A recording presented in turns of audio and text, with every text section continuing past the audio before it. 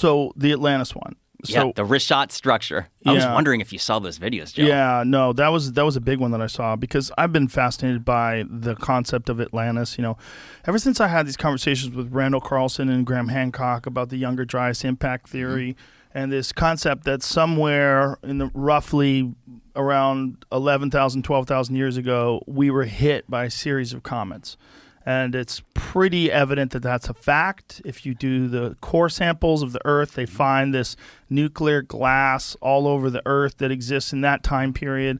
And it seems like something happened that reset civilization. And there's very little evidence of advanced civilizations before that up until recently, up until the last couple of decades. They started uncovering things like Göbekli Tepe and all these other structures that are clearly from more than 12,000 years ago. And they're really complex and really large with enormous stones. And it's sort of caused people to rethink the history of the Earth and the history of human civilizations.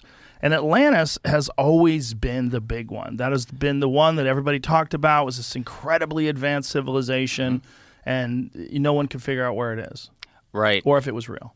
I think that Atlantis, because surely that wouldn't have been necessarily the name just through like the change of language, over, let's say, 12, 13,000 years ago, which would be the time frame. So like surely there would be several different changes of language, but I think it represented a civilization that was doing great things.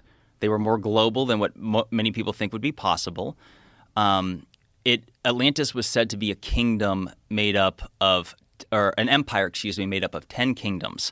And then there was the Lost City of Atlantis, which was the capital, which was said to be made up of concentric circles, 2 of water, 3 of land, and essentially that they were obliterated by a cataclysm as passed down by Plato, although it's worth mentioning that Plato got the story of Atlantis from Solon, who was his uncle separated by 6 generations. But what most people don't realize is that Solon had traveled to Egypt, and so it's the ancient Egyptians is where that tale comes from, which makes it even more bizarre because I would argue that the most spectacular ancient civilization is the Egyptians. I mean, no disrespect to the Romans. Hard to deny. Right? I mean, let me just say, because I want to, on this podcast, encourage people to travel to Egypt. Joe, you got to go. I really want to. A friend of mine just went, and she got back, and she was telling me incredible things about it. Jamie, will you pull up the photos of these concentric circles? Tell him. Yeah, the wrist shot, R-I-C-H-A-T. It's worth mentioning that. Got it already here. Yeah, in the first couple, I just want to say it's wrist shot. I used to call it Rickot. I was mispronouncing it. But let me ask you this, Joe, real quick. When you saw my video, was that the very first time you had ever seen this thing before? Yeah. That's the thing. So many. When I first saw this, I was like, what the fuck is that? By the way, you see that white? All those white blemishes?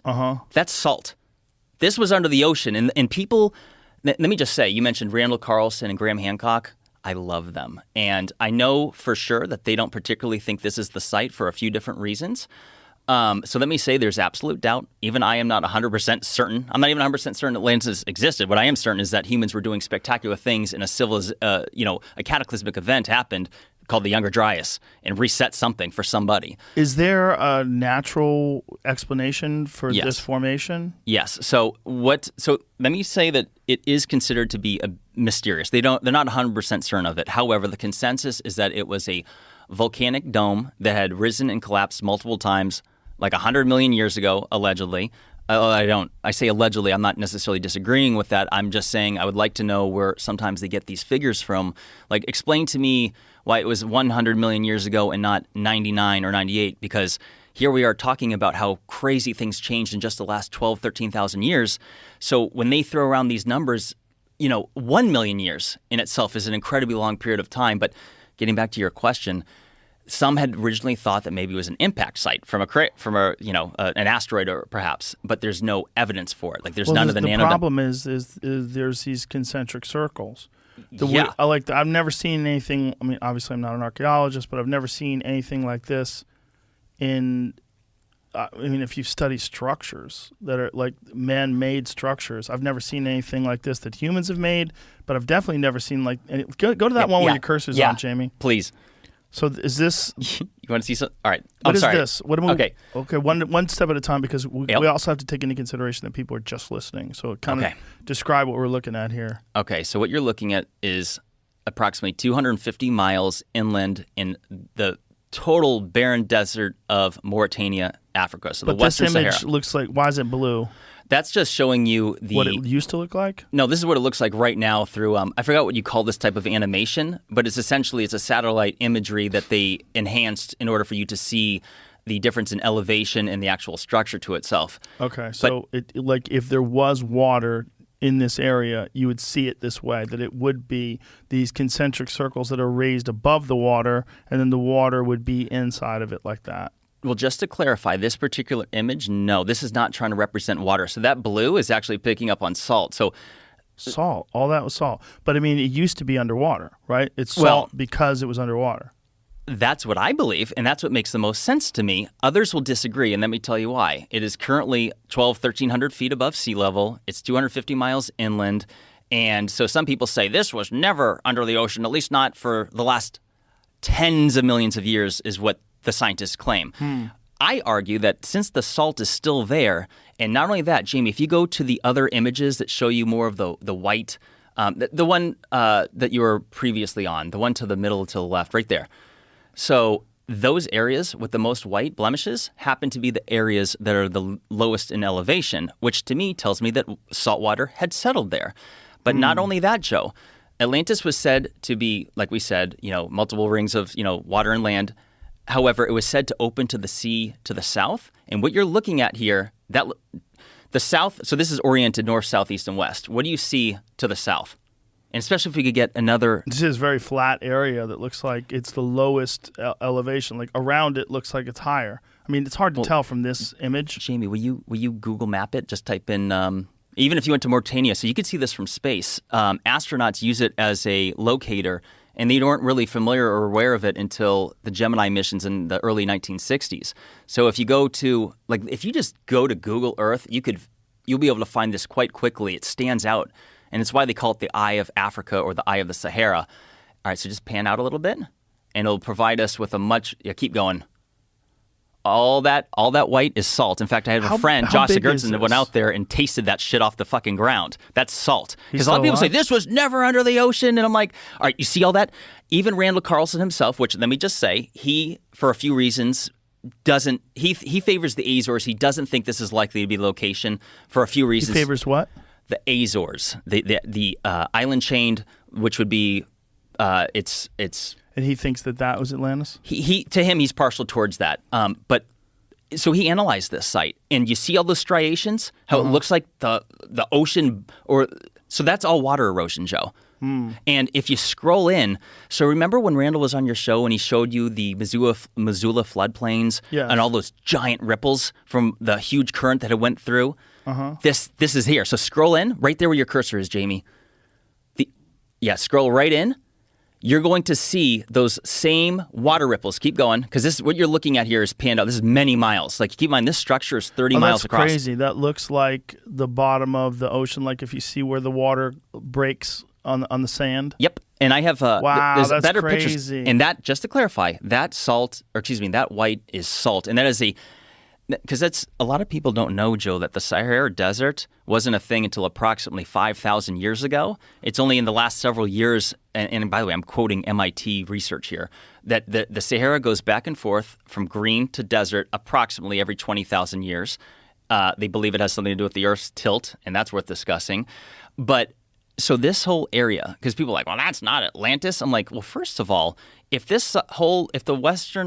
Sahara Desert was a lush green tropical paradise, which had the largest known freshwater lakes ever known to have existed, for example, Mega Lake Chad, which it's like 3 times more water surface than all of the North American Great Lakes combined. It's a big sucker. Holy shit. How's it not an ocean? I know. It's all fresh water? It was when it existed, and that was at the time when the Sahara was green. And it also had some of the largest known rivers that were known to have existed throughout the world. I think they'd still be ranked 10th today or something like that. But so you have to, when you see this, people have to imagine that this area was once green and that because one of the arguments I make is that the fact that that salt is on top of that dirt, to me, is indicative that the ocean flowed over here far more recently than what people think. How wide is this structure? Okay, so These concentric circles. I brought a laser. Do you have a laser pointer in here? No. That's okay. So the circles themselves is about 14.5 miles across. However, if you go the complete shebang, the whole circle itself is just shy of 30 miles. So the whole thing is 30 miles, which would be like the size of a city. Right. Well, keep in mind the outer ring would have been water, so that wouldn't have necessarily counted. But some people will say that this is too big according to Plato's description.